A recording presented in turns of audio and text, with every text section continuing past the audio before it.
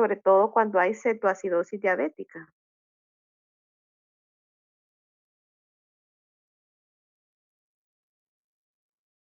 Estaba el beta-hidroxibutirato, acetona y el otro se me escapa el nombre. Acetoacetato. Bueno, muchas gracias, ¿verdad? Entonces, tenemos acá la síntesis del ácido biliar. Asimismo, lo que es la síntesis, perdón, de la 25 hidroxilación de la vitamina D.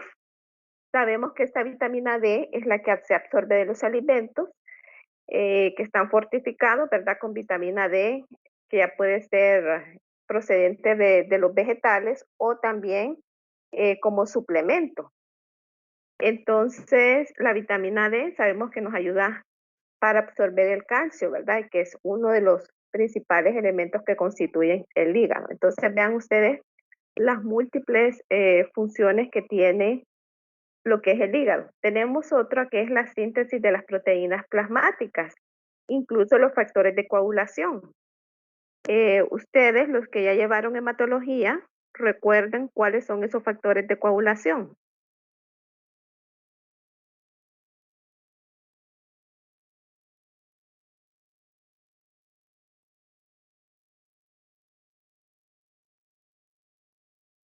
Disculpen, jóvenes, creo que no me escucharon, ¿verdad? Creo que tenía el micrófono cerrado. Bueno, entonces ahorita voy a repetir porque no sé, creo que no me percaté que tenía el micrófono cerrado. Entonces es la síntesis del ácido biliar, asimismo, ¿verdad? Lo que es la 25 hidroxilación de la vitamina D. Entonces la vitamina D es aquella que se absorbe de los alimentos que están fortificados con vitamina D, que generalmente son de origen vegetal, pero que también nosotros lo podemos obtener a partir de suplementos. Específicamente el componente se llama ergocalciferol. Entonces, la vitamina D ayuda al cuerpo a absorber el calcio, ¿verdad? Que es uno de los principales elementos que constituyen los huesos. Bueno, entonces dentro de las funciones del hígado también existe a nivel del metabolismo de las proteínas. Sabemos que sintetizan las proteínas plasmáticas, incluso algunos factores de coagulación. ¿Recuerdan ustedes cuáles son esos factores de coagulación, los que ya llevaron hematología?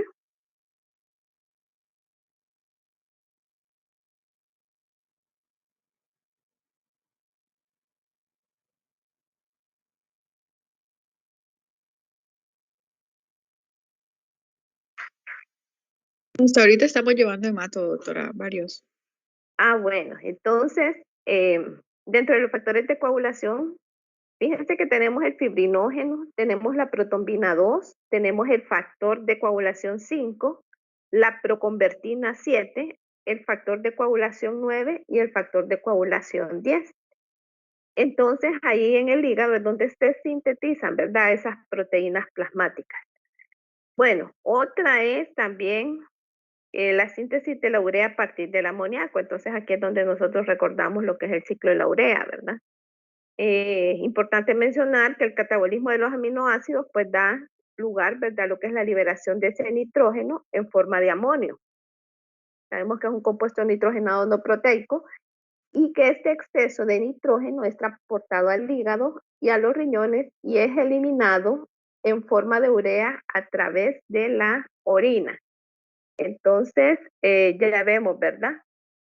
Ya vemos cuántas funciones tiene el hígado. Dentro de la tiene función hormonal, ya que metaboliza y excreta hormonas esteroideas. Entonces, una hormona esteroidea eh, pueden ser agrupadas en grupos, ¿verdad? Debido al receptor al cual se unen. Tenemos los que son glucocorticoides, los mineralocorticoides, los andrógenos, los estrógenos y los progestenos. Entonces, es así como las hormonas esteroideas ayudan en el control del metabolismo, ya sea en la inflamación, en las funciones inmunológicas, en el equilibrio de la sal y del agua, en el desarrollo de las características sexuales y también en la capacidad, ¿verdad?, para resistir a enfermedades y lesiones. Quizás ustedes ya han tomado, ¿verdad?, estos de estos esteroides. Por ejemplo, dentro de los glucocorticoides tenemos la prednisona, la dexametasona, que si recordamos, pues formaba parte también, ¿verdad?, del cuadro de medicamentos para tratar el COVID. Tenemos mineralocorticoides, que es la fluorocortisona, tenemos la vitamina D, tenemos los andrógenos, ¿verdad?, como las testosteronas, los estrógenos, las progestinas. Entonces, todas estas son hormonas esteroideas que se van a metabolizar en el hígado. Asimismo, tenemos el metabolismo de las hormonas polipeptídicas. Entonces, ¿por qué son hormonas polipeptídicas? Porque son hormonas que son hidrosolubles, ¿verdad? Y que representan una clase de esos péptidos que son secretados dentro del torrente circulatorio. Aparte que tienen una función endocrina, ¿verdad? En el animal o también en los humanos. Entonces, dentro de algunos ejemplos de estas hormonas polipeptídicas tenemos lo que es la oxitocina, la vasopresina, la somatostatina, la insulina y el glucagón. Hay otras funciones del hígado que son como el metabolismo y excreción, específicamente en los xenobióticos. Fíjense que la palabra seno pues viene de un vocablo que significa extraño y bio, pues que es vida. Entonces, un xenobiótico es una sustancia química, ¿verdad?, que se encuentra dentro del organismo, que no se produce naturalmente o que se espera que no esté presente dentro del organismo. Entonces es así, ¿verdad?, como es un compuesto que el cuerpo lo considera como ajeno. Entre ellos, eh, pues algunos compuestos están hechos a base de PCB, que son bifenilos policlorados. Asimismo, ¿verdad?, aquellas personas que están expuestas a lo que son los insecticidas, es decir, que trabajan en lo que es la agricultura. Y que definitivamente, ¿verdad?, estos pues van a provocar una alteración química en el cuerpo. Y es el hígado quien le toca, donde ocurren estos procesos. Sin embargo, hay xenobióticos que pueden excretarse. De ellos, pues, como su nombre lo indica, ¿verdad?, pues va a causar repercusiones en el organismo. Dentro de las funciones del hígado también están del almacenamiento, como el glucógeno, que sabemos que ahí se almacena en el hígado, la vitamina A, la vitamina B12 y el hierro. Bueno, ahora vamos a ver un poco acerca del metabolismo de la bilirrubina. Si ustedes recuerdan, ¿de cuánto es la vida media de los glóbulos rojos?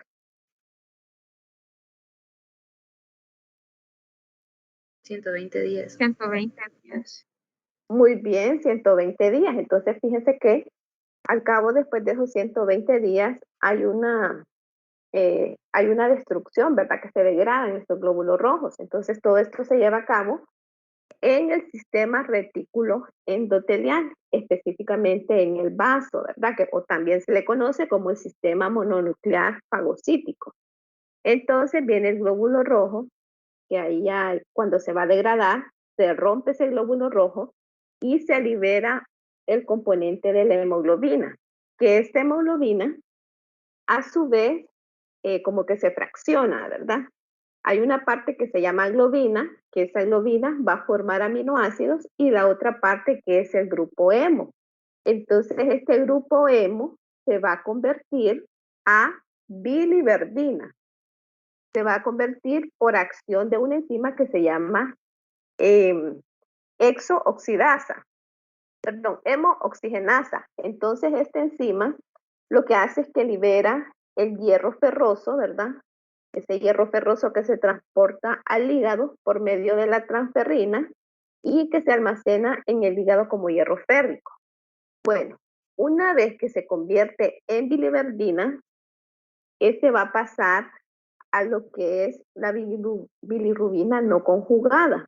¿Por acción de quién? De una enzima que se llama biliverdina reductasa. Entonces, esa bilirrubina no conjugada también se le conoce como bilirrubina indirecta, como bilirrubina insoluble, y esta, ¿verdad?, necesita un medio para poderse transportar al hígado. Es por eso que se une la albúmina. Esa albúmina es el medio de transporte. Llega al hígado por difusión facilitada. Ya en el hígado, esa bilirrubina indirecta que ya se encuentra en el hepatocito se va a convertir a bilirrubina directa o que también se le conoce como bilirrubina conjugada y que se sabe que es soluble en agua. Entonces, ¿a través de qué se va a convertir? Fíjense que aquí participa una enzima y esta de memoria se llama UDP glucuroniltransferasa. Entonces, esta bilirrubina que ya dijimos que es directa, que es conjugada, que es soluble en agua, a su vez, pues pasa lo que es el intestino, específicamente en el duodeno. ¿Y qué va a ocurrir acá? Pues van a haber bacterias que la van a oxidar, ¿verdad? Esa bilirrubina y la van a convertir en urobilinógeno. Entonces, ese 80% se va a eliminar a través de las heces. Ustedes han visto que las heces son color marrón y es por eso, ¿verdad? Porque esa es la vía de excreción de la bilirrubina. Entonces a esto se le llama que es excretado por las heces y esto se le conoce como estercobilina. Sin embargo, hay otro 20% del cual ese 10% va a ser eliminado a través de la orina, por eso el color amarillo de la orina, ¿verdad? Y se le conoce como urobilina. ¿Y qué va a pasar con el 90% de ese 20%? Entonces se regresa nuevamente a la circulación enterohepática. Ahora sí yo les pregunto, ¿cuáles son los órganos que participan en el metabolismo de la bilirrubina? ¿Qué me dirían?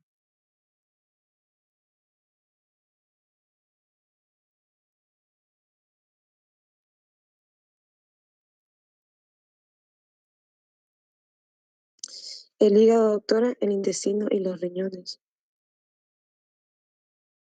Ajá, los riñones, pero el primer órgano donde se lleva a cabo todo, dijimos, donde se ocurre la destrucción de los glóbulos rojos. En el vaso. Muy bien, en el vaso. Si yo les pregunto cuáles son las enzimas que participan en el metabolismo de la bilirrubina, ¿qué me dirían?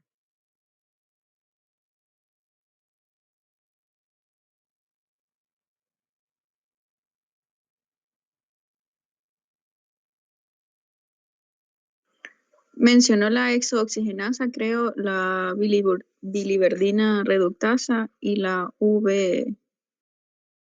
UDP, Ujú, esa. UDP glucuroniltransferasa, ¿verdad? Muy bien. Ujú.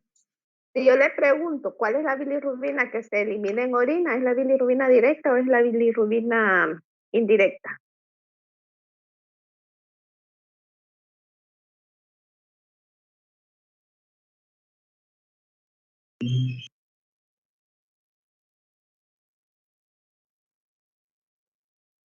Directa. Muy bien, la directa, ¿verdad? Hoy están bien calladitos los varones, ya les vamos a hacer consultas. Bueno, entonces, hay diferentes tipos de ictericia. Ictericias que pueden ser producidas, bueno, tres tipos específicamente, ¿verdad? Está la prehepática, está la hepática y está la poshepática. Entonces, dentro de la ictericia prehepática tenemos la anemia hemolítica. Fíjense que se le llama anemia, ¿verdad? Porque hay una disminución del número de los glóbulos rojos o eritrocitos, ¿verdad? En la sangre.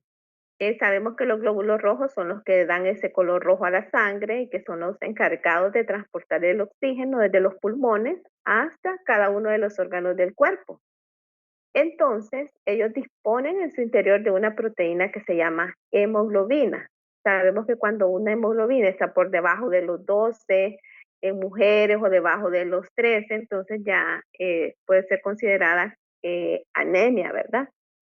Pero hay situaciones en que estas anemias pues tienen diferentes causas, una que puede ser por la causa adquirida, es decir, ¿verdad? Que esos pacientes han nacido con ese defecto genético que favorece la destrucción de los glóbulos rojos. De hecho, ¿verdad? Un problema en la fabricación de la hemoglobina incluye lo que son las talasemias, también la anemia de las células falciformes. Entonces, como hay alteración en la fabricación de esa membrana o en la cubierta del glóbulo rojo, hay patologías que incluyan lo que es la esferocitosis, la eritocitosis, ¿verdad? Que quizás ustedes ya no sé si ya vieron o están viendo lo que son esas formas anormales del glóbulo rojo. Entonces, como esa membrana del glóbulo rojo es anormal, estas células pues viven menos tiempo y se destruyen habitualmente en lo que es el interior del vaso. Esa es una de las condiciones. También cuando hay defectos en las enzimas en el interior del glóbulo rojo, ¿verdad? Sabemos que la más frecuente es aquella que cuando hay defectos de la glucosa 6-fosfato deshidrogenasa, que está ligada, ¿verdad?, a lo que es el cromosoma X. Entonces, esa es una de las causas que es de tipo hereditaria, ¿verdad? Pero también tenemos que hay anemias hemolíticas adquiridas, o sea que no se nace con ellas, sino que, como su nombre lo dice, es por algún problema que se adquirió después del nacimiento. Puede ser porque hay una destrucción mecánica de esos glóbulos rojos, por ejemplo, ¿verdad? Cuando hay prótesis cardíacas metálicas eh, que le colocan a los pacientes, ya sea porque tienen alguna patología del corazón, entonces adquieren esas prótesis cardíacas. Eh, También por medicamentos, ¿verdad? Puede ocurrir que en personas les puede provocar alteraciones en lo que es la glucosa 6-fosfato deshidrogenasa. Es poco frecuente, ¿verdad? Pero sí se han visto también en situaciones donde los pacientes son alérgicos, ya que favorecen la hemólisis como pacientes que son alérgicos a las penicilinas, ¿verdad? O hay infecciones que destruyen los glóbulos rojos, como en el caso del paludismo. O también en aquellas patologías que son de tipo autoinmune, ¿verdad? Que son las causas más frecuentes de esas anemias hemolíticas adquiridas. Eh, Aún se sabe que es causa desconocida, pero sí que crean anticuerpos frente a esos glóbulos rojos. Nuestras propias defensas, ¿verdad? Atacan a los glóbulos rojos, lo que esto, ¿verdad? Conlleva a que sean, ¿verdad? Destruidos generalmente en el vaso y se puede asociar con enfermedades autoinmunes como el lupus eritematoso y también con la hemoglobinuria paroxística nocturna. Entonces, como ven, este tema, este tipo de ictericia, pues aparece en este tipo de anemia hemolíticas que son adquiridas, pero también, ¿verdad?, que son de tipo hereditaria. Bueno, entonces, hay otra condición en la cual se puede presentar esta ictericia y es la eritropoiesis ineficaz, que eso es un defecto en la síntesis de los ácidos nucleicos, ¿verdad? Porque hay deficiencia del ácido fólico, también de la cobalamina. Entonces eso al paciente le va a provocar una anemia con una macrocitosis, ¿verdad? ¿Qué va a pasar con esos reticulocitos que no se dividen? Y de ahí, ¿verdad?, el aumento del tamaño de los eritrocitos. Entonces, también hay otra ictericia que se le llama ictericia neonatorum, que es un trastorno que es frecuente en los recién nacidos, ¿verdad? Ya que el paciente pues lo manifiesta con un color amarillento en la piel, en la esclerótica, ¿verdad? En sus ojos y como consecuencia pues va a haber un exceso de la bilirrubina en esa sangre. Y como sabemos, pues la bilirrubina es el producto resultante de la destrucción de esos glóbulos rojos. Bueno, entonces vemos acá, ¿verdad?, que los recién nacidos puede ser por diferentes situaciones la causa de esa ictericia neonatal. Sabemos que la mayor fabricación de la bilirrubina por parte de los recién nacidos se da, ¿verdad?, por esa inmadurez del hígado de los recién nacidos, que esto les impide eliminar adecuadamente la bilirrubina en sangre. Entonces, la absorción de esa bilirrubina por el intestino recién nacido antes de ser eliminada, tiene que ser eliminada por las heces, ¿verdad? También es importante mencionarles que los pacientes, los niños recién nacidos, pues tienen diferentes tipos de ictericia. ictericia que puede ser fisiológica o que es aquella que nosotros la conocemos como normal, ¿verdad? Como les mencionaba, pues hay una inmadurez del hígado de los lactantes y de esa manera pues procesan muy lentamente lo que es la bilirrubina. Generalmente, ¿verdad? Aparece en el segundo o en el cuarto día de la vida de estos bebés y desaparece en la primera semana. Sobre todo también en aquellos, hay una ictericia del niño prematuro, ¿verdad? Entonces los niños prematuros pues tienen el hígado más inmaduro y tardan más tiempo en excretar la bilirrubina.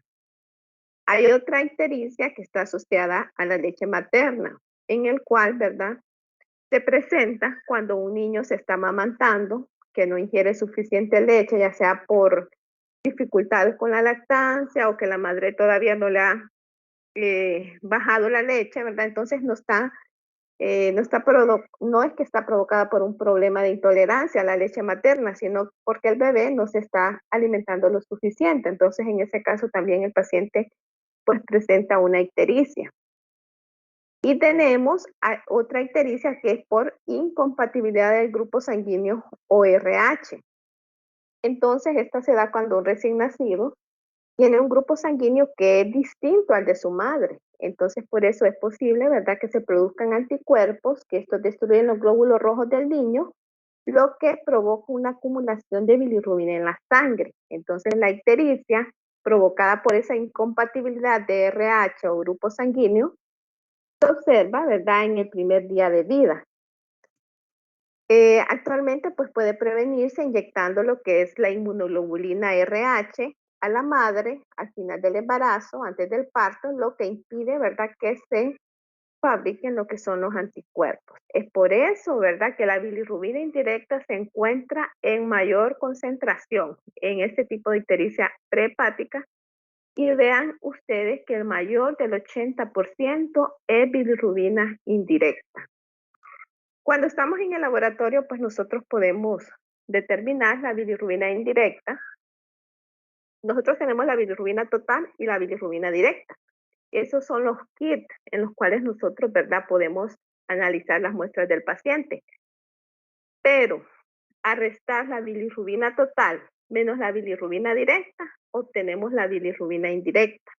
Entonces, solamente para recalcar que en ese caso esa bilirrubina indirecta estaría en mayor concentración en relación a la bilirrubina directa. Bueno, tenemos otras causas de ictericia hepática, entre ellos los fármacos como la rifampicina. ¿Qué va a pasar con esa rifampicina? ¿Alguien sabe para qué es utilizada?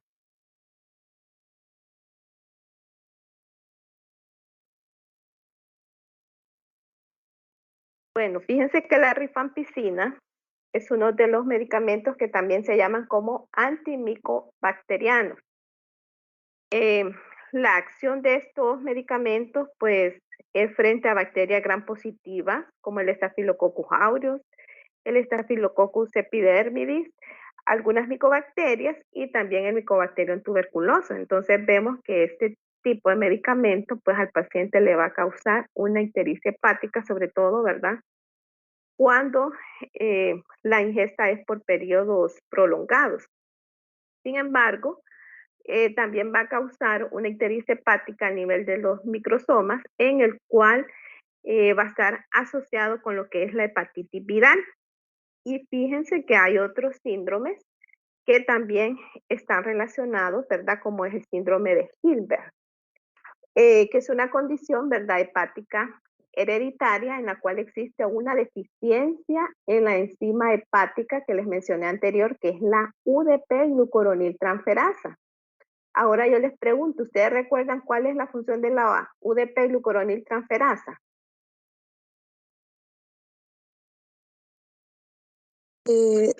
Pasa de la bilirrubina no conjugada a bilirrubina conjugada. Exactamente, de la bilirrubina indirecta a la bilirrubina directa. Es esa enzima convertidora, ¿verdad? Entonces vean que por eso se da ese síndrome de Hilbert, porque hay una deficiencia en esta enzima. Entonces, por lo que el hígado no la procesa la bilirrubina de forma adecuada.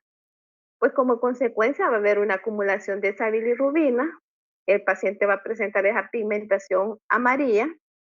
Se sabe que es un trastorno hereditario del metabolismo de la bilirrubina y de hecho, ¿verdad? Que solamente se han descrito según estudios que afecta en un porcentaje muy reducido a nivel mundial, que es de un 5 a un 10%, ¿verdad?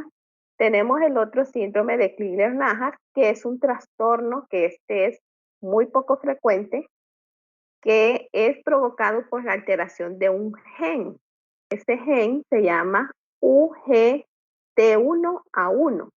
Entonces, fíjense que la función de este gen es codificar la enzima hepática uridina difosfoglucurinato transferasa. Entonces, ¿qué es lo que hace? Facilita también esa conjugación de la bilirrubina no conjugada.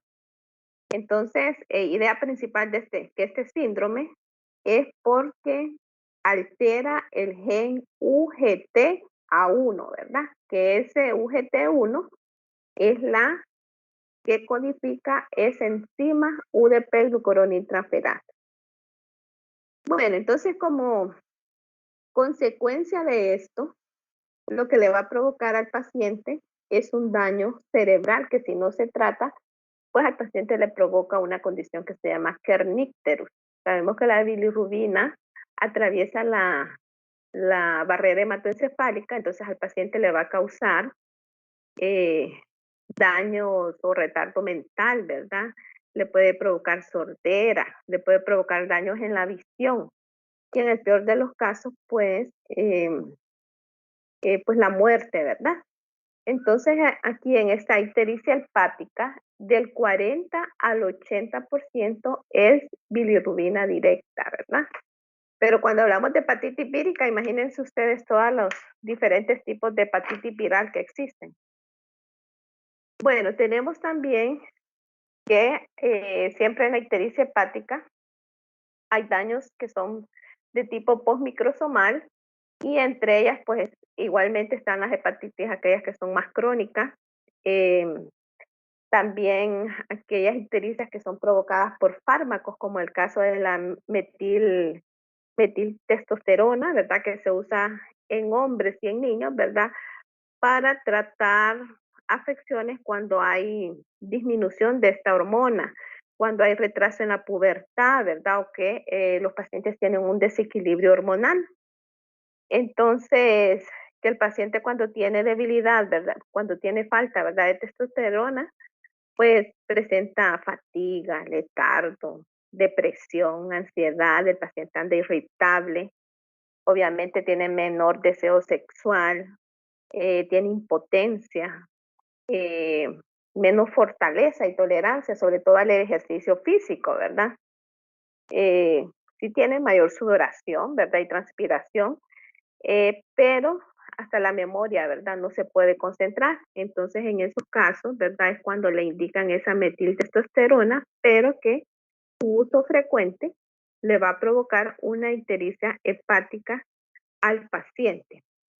Adicionalmente a eso, también existe un síndrome de Dubin-Johnson. Fíjense que esta es una enfermedad hepática que es hereditaria de forma benigna y que pues el tipo de hiperbilirrubinemia es crónica, predominantemente pues conjugada, ¿verdad? Esta es menos frecuente, sobre todo en nuestros países. De hecho, ¿verdad? Como les mencionaba, pues es hereditaria porque tiene un carácter que es autosómico recesivo. Entonces, es causada porque hay mutaciones que son homocigotas, específicamente en un gen que se llama ABCC2. Entonces, este gen codifica al transportador de membrana ATP dependiente, ¿verdad? Que media entre lo que es el flujo de la bilirrubina glucurónica y otros aniones orgánicos conjugados de los hepatocitos en la bilis. Entonces, por eso, ¿verdad? También se da este síndrome de Dubin-Johnson. Así como tarea personal, ¿verdad? Ya cada quien, si gusta hacerlo y profundizar más, entonces estudien o lean acerca de estos síndromes, ¿verdad? De Hilbert, Crigler-Najjar, el de Dubin-Johnson. De hecho, hasta hay otro síndrome que se llama síndrome de rotor. Estos son los 4 síndromes que provocan ictericia. Entonces, así como una tarea adicional para que ustedes profundicen más en ello, ¿verdad? Y lean. Bueno, entonces hay otro tipo de ictericia que es obstructiva intrahepática, siempre las hepatitis, la cirrosis, las infiltraciones, por ejemplo, un linfoma, una atresia biliar, que la atresia biliar ocurre cuando esas vías biliares están dentro o fuera del hígado, que son anormalmente estrechas, ¿verdad? Entonces sabemos que las vías biliares pues llevan un líquido digestivo desde el hígado hacia el intestino delgado para descomponer las grasas y filtrar los desechos hacia afuera del cuerpo, ¿verdad? También los tumores y también infecciones extrahepáticas. Bueno, y tenemos otra ictericia, que esta ictericia es la ictericia poshepática, quizás también es una de las más comunes, sobre todo en la población adulta. Vean que estas son causadas por cálculos biliares, esos cálculos que es muy frecuente, ¿verdad? Debido a ¿cómo decirle? A que no se lleva una dieta cuidadosa, entonces aquellas personas que ingieren muchas grasas, pues se le forman esos cálculos de colesterol en la bilis y que cuando llega a llenarse ese saquito que vemos ahí, provocan unos daños que dicen que son más fuertes que los de los dolores de parto, ¿verdad? Eso le va a causar una obstrucción a nivel de las vías biliares. Definitivamente, pues tiene que ser una cirugía, ¿verdad? Va a depender, porque cuando hay pocos cálculos, entonces le hacen una laparoscopía. Pero ya cuando el problema es mayor, entonces lo hacen por una cirugía abierta. Por eso que ustedes tienen que cuidar, ¿verdad? De lo que es la ingesta de las grasas, no solamente por la placa de ateroma que vamos a ver en próximas clases, sino también por la formación de esos cálculos de colesterol en las vías biliares. Bueno, entonces tenemos otra condición que es la estenosis biliar, que también va a causar una ictericia poshepática, y que la estenosis, pues cuando hablamos de estenosis, que nos referimos a un estrechamiento, ¿verdad? En este caso es un segmento de la vía biliar que como está estrecho, va a provocar una dilatación de esa vía biliar proximal y por lo tanto va a provocar una ictericia obstructiva. Puede ser ya sea porque el paciente tiene una estenosis o tiene masa, ¿verdad? Masas a nivel de las vías biliares. Bueno, tenemos también otro caso que es la colangitis, que la colangitis pues es una infección, ¿verdad? De los conductos biliares, esos tubos que transportan la bilis desde el hígado hacia la vesícula biliar y los intestinos, y que la bilis es un líquido, ¿verdad? Que es producido por el hígado y que ayuda a digerir los alimentos. Entonces, en este caso, la bilirrubina directa, la bilirrubina que le conocemos como conjugada, se va a encontrar en mayor del 50%, ¿verdad? En estos tipos de ictericia. Entonces, vemos acá ese cuadro comparativo en el cual, ¿verdad? La bilirrubina directa y la bilirrubina indirecta. Sabemos que la bilirrubina directa es soluble en agua, que la bilirrubina directa y conjugada, directa e indirecta, ambas son, ¿verdad?, solubles en alcohol. Que la bilirrubina directa, ¿verdad?, también actúa en la reacción de Vandenberg. Lo vamos a ver esto ya más a nivel de laboratorio porque significa que la bilirrubina reacciona específicamente con un ácido. Este ácido se llama ácido sulfanílico diazotado. Entonces, ¿qué va a provocar? Va a provocar un pigmento color rojo violáceo, ¿verdad? Que eso se le conoce como azobilirrubina y se mide directamente a 530 nanómetros. Mientras que la bilirrubina indirecta va a necesitar de aceleradores para poder llevar a cabo esa reacción. También se sabe que la bilirrubina directa tiene baja afinidad por el tejido cerebral y la bilirrubina indirecta sí tiene una elevada afinidad por el tejido cerebral. ¿Cómo se llama la condición que le provoca a los niños? que les mencioné que atraviesa la barrera hematoencefálica y que le puede causar retardo mental al bebé.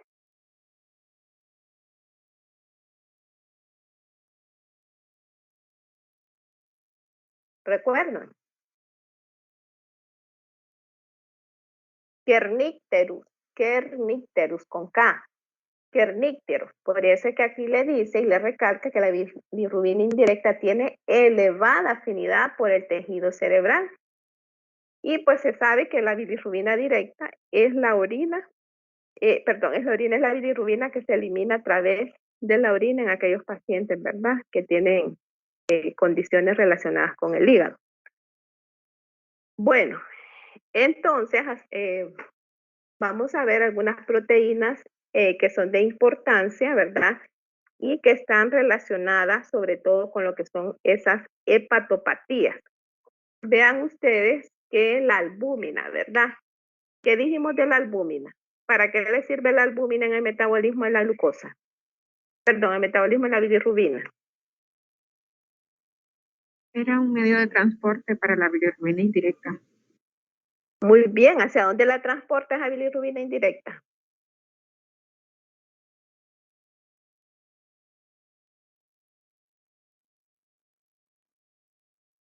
Hacia el hígado, ¿verdad? Y allá en el hígado es donde esa bilirrubina indirecta se convierte en bilirrubina directa.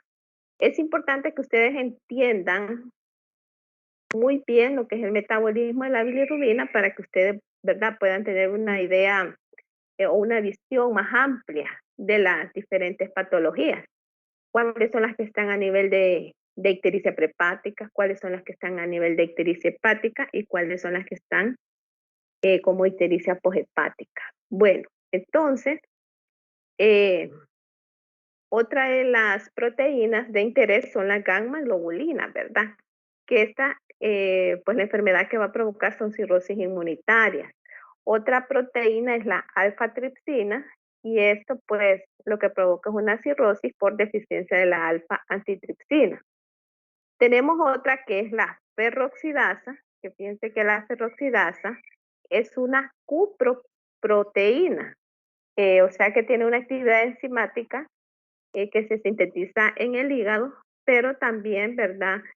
Se ha reportado que tiene una expresión extrahepática, que es en el cerebro, en los pulmones, en los vasos, en los testículos. Entonces, ¿verdad? Esto es importante porque está relacionado con el transporte del cobre en el cuerpo, por eso se dice es una cuproproteína. De hecho, ¿verdad? La enfermedad que provoca es la enfermedad de Wilson, esta enfermedad de Wilson. También pueden leer más acerca en qué consiste esta enfermedad de Wilson, ¿verdad?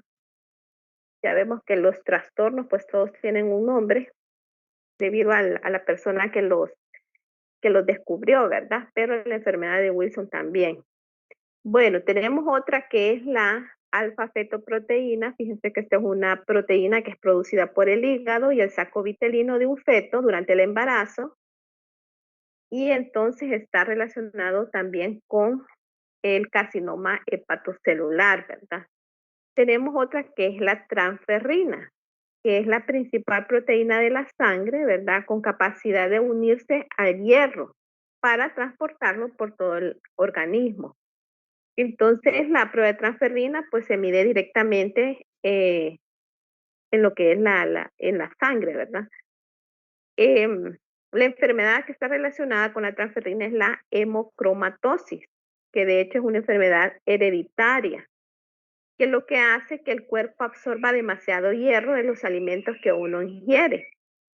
Entonces, este exceso de hierro se va a almacenar en los órganos, en el hígado, en el corazón, en el páncreas, ¿verdad? Entonces, ese exceso de hierro puede generar afecciones que son potencialmente mortales, como enfermedades hepáticas, problemas cardíacos y también la diabetes. Bueno, vemos acá, ¿verdad? Que entonces las enzimas en el plasma de interés son la TGO, la TGP, la gamma-glutamitraferasa y la fosfatasa alcalina, todas estas relacionadas con lo que es la función del hígado. Estas son como las principales enzimas, ¿verdad? o de interés clínico que los médicos pues le indican a los pacientes porque son específicas. Vemos entonces que los valores de referencia, ya en literatura ustedes lo encuentran, la bilirrubina total hasta 1.30, bilirrubina indirecta de 0.20, 0.80 y la bilirrubina directa más de 0.25 miligramos sobre decilitro. Entonces, ahora yo les pregunto, vamos a imaginarnos, ¿verdad?, que hay un paciente que tiene una bilirrubina total de 12 miligramos, una bilirrubina directa de 10 miligramos y una bilirrubina indirecta de 2 miligramos. ¿En qué patologías podemos encontrar ¿cómo se llama? Estas fracciones de bilirrubina? Primero vamos a analizar. ¿Será una ictericia prehepática?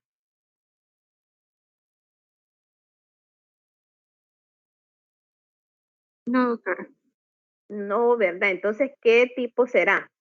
Vean ustedes que tiene 10% de ese 12%. ¿En cuál dijimos que la bilirrubina directa iba a andar entre un 40 y un 80% de bilirrubina directa? ¿En qué tipo de ictericia? ¿En la prehepática, hepática o poshepática?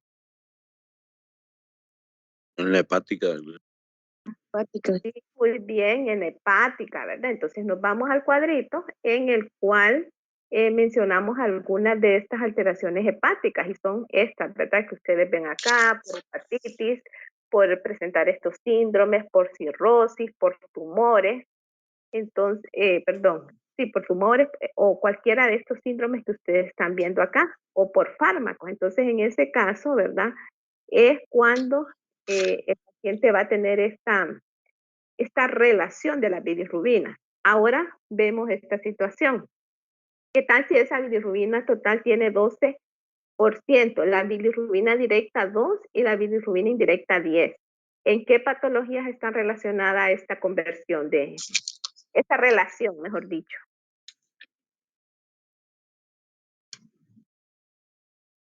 En la prehepática, Muy bien, en la prehepática. ¿Y cuáles son las enfermedades relacionadas con la ictericia prehepática? anemia hemolítica es una. Ictericia neonatorum. Neonatorum, ¿verdad? También la anemia hemolítica, doctora, y la eritropoyesis ineficaz y ictericia neonatorum, sí. Sí, muy bien, gracias y los felicito, ¿verdad? Porque están prestando atención. Bueno, entonces vemos aquí lo que les hago es como un compendio de las patologías del hígado. Básicamente estas son de tipo ictericia hepática, ¿verdad? Para que ustedes vean que esas son como las condiciones más comunes en los adultos. Bueno, ahora les presento un caso. A ver, un voluntario que me ayude a leer este caso.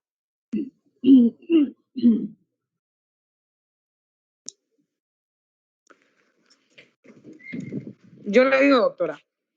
Está bien. Un estudiante presenta falta de apetito, náuseas, dolor en el hipocondrio derecho, su orina oscura y deposiciones claras. Análisis, el suero como tal, bilirrubina en un rango de 2.2 miligramos por decilitro. Fosfatazo, 70 unidades sobre litro, ¿verdad? Sí. El AS, 450 unidades sobre litro. La sangre, la hemoglobina, 16 gramos sobre decilitro. Reticulocitos, 1%. Orina, bilirrubina positiva y urobilinógeno positivo. Gracias, Carla. Pues vean ustedes, miren ahí, aquí hay unos hallazgos que nos llaman la atención. Esa bilirrubina 2.222. Sabemos que lo normal es hasta 1.3. Vean ustedes esa AST o TGO, aspartato aminotransferasa, 450 unidades sobre litro. ¿Hasta cuál es el valor de referencia de la AST? A ver, si alguien lo tiene ahí a mano.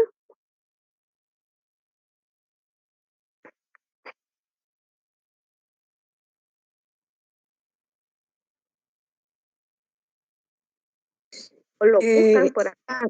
Hombres de 8 a 40 unidades sobre litro y mujeres de 6 a 34 unidades sobre litro. Bueno, entonces vean hasta 34, porque, no, es un varón, ¿verdad?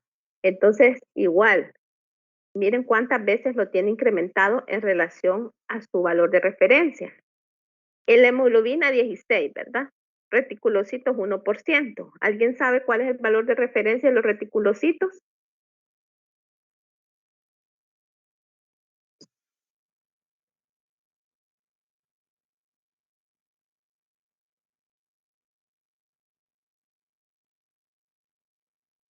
Es de 0.2 a 2%. Entonces, 0.5 a 2.5. ¿de cuánto dice? De 0.5 pues, por ciento a 2.5%. Ajá, bueno, entonces están normales los reticulocitos. La bilirrubina está positiva, entonces ya sabemos que está excretando bilirrubina. Bueno, voy a ver qué es lo que les pregunta el caso. Ahora, ¿qué tipo de bilirrubina hay en exceso en el suero? ¿Hay bilirrubina directa o hay bilirrubina indirecta? Según esta analítica, ¿verdad?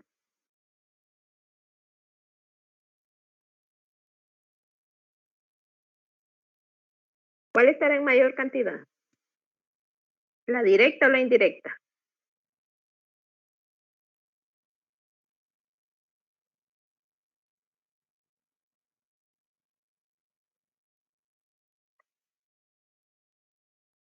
Entonces yo empiezo a analizar. Si sé que la indirecta está relacionado con anemias hemolíticas, destrucción de glóbulos rojos, ¿habrá destrucción de los glóbulos rojos ahí con una hemoglobina de 16?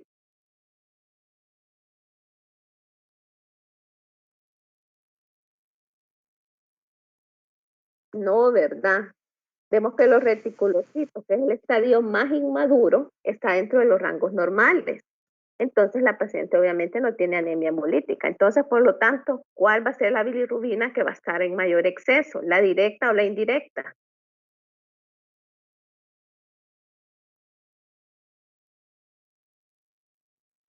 Todavía están ahí. Vamos a ver cuántos minutos me quedan.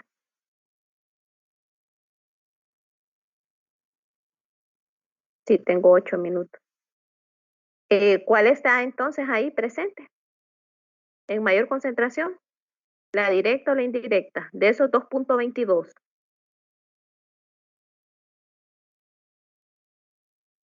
La directa, ¿verdad? ¿Cuál es la orina que se elimina en orina? ¿Cuál es la bilirrubina que se elimina en orina?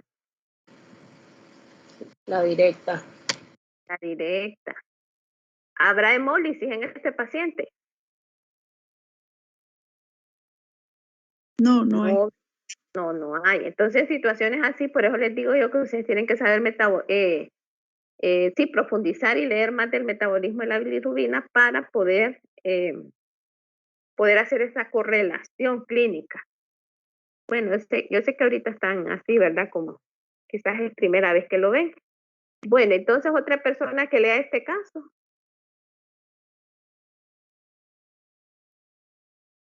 Yo ando ganas de leer hoy, doctora.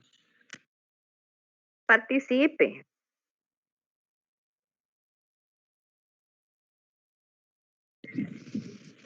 Un anciano ingresa en el hospital con dolor abdominal agudo.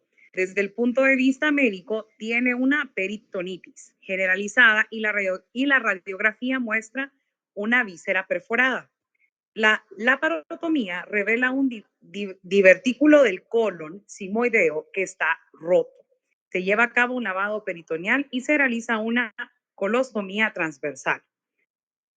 Unas 72 horas más tarde, sigue muy enfermo. Está hipotenso a pesar de una reposición de la volemia apropiada y del tratamiento con fármacos inotrópicos. La herida drena material fecal y el paciente presenta una ligera ictericia. Análisis: bilirrubina en 4.67 miligramos por decilitro, TGO 124 unidades sobre litro y TGP 152 unidades sobre litro.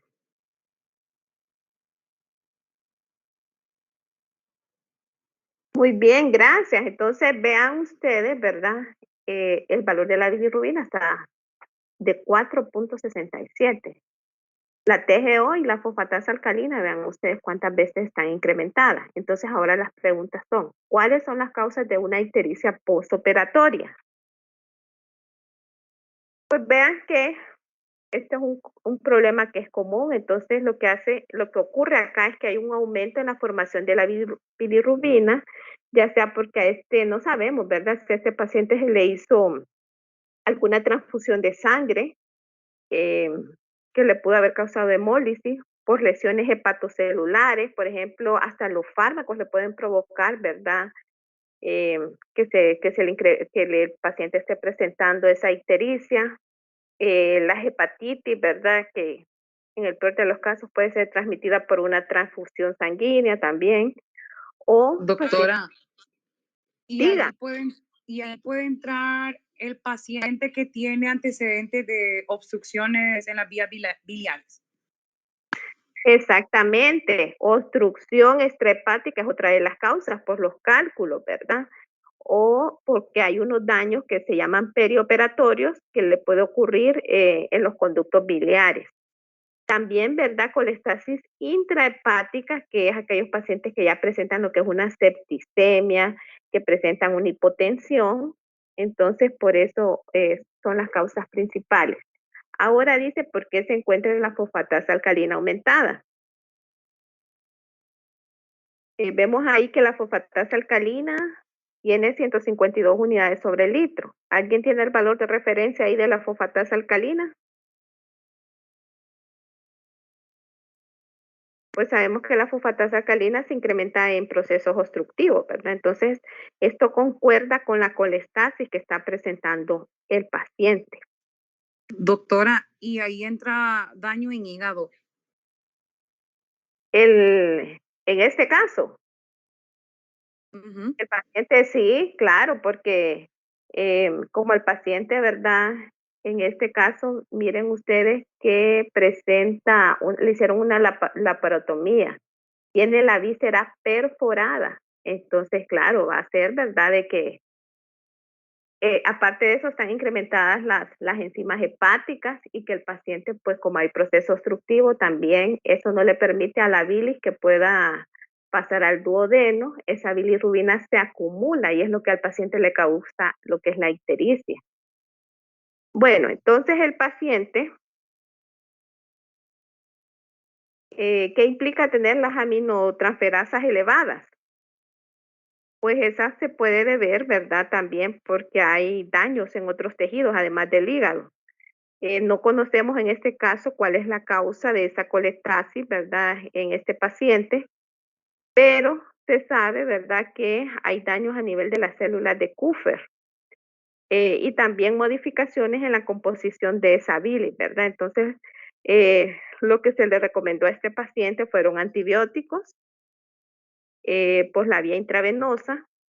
El paciente, ¿verdad? Lastimosamente, pues falleció porque ya estaba bien complicado desde el momento que ya tiene perforaciones en su colon, tiene una peritonitis el paciente, ¿verdad? Entonces falleció el paciente.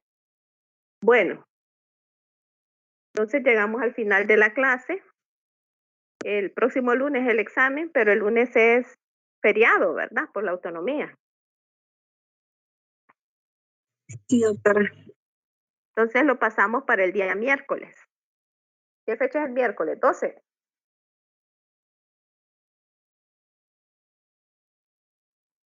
Doctora, ¿el examen va a ser presencial o virtual?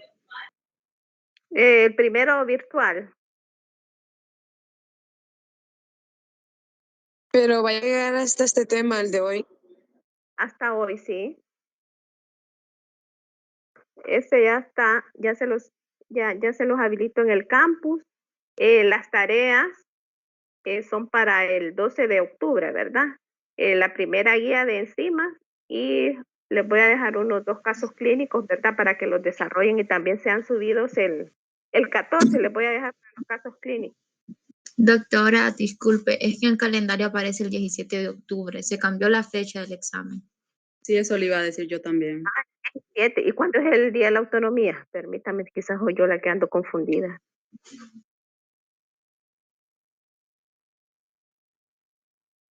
Ah, no interfiere, es el lunes 10, ay, disculpen. El 17 es lo de la autonomía. Entonces el lunes próximo es el examen. Doctora, pero el comunicado de la universidad dice que el lunes es feriado, el lunes 10. Ah, es el 10, ¿verdad? Ay, Dios mío, es que tanta cosa. Entonces, si es el miércoles el examen, sería el 12. El próximo lunes es 10, doctora, pero el siguiente es 17, que es el que está estipulado para el examen. Ah, y el 17 no es feriado. No, es el 10, es la que viene, es la próxima semana. Ah, no, entonces no nos afecta.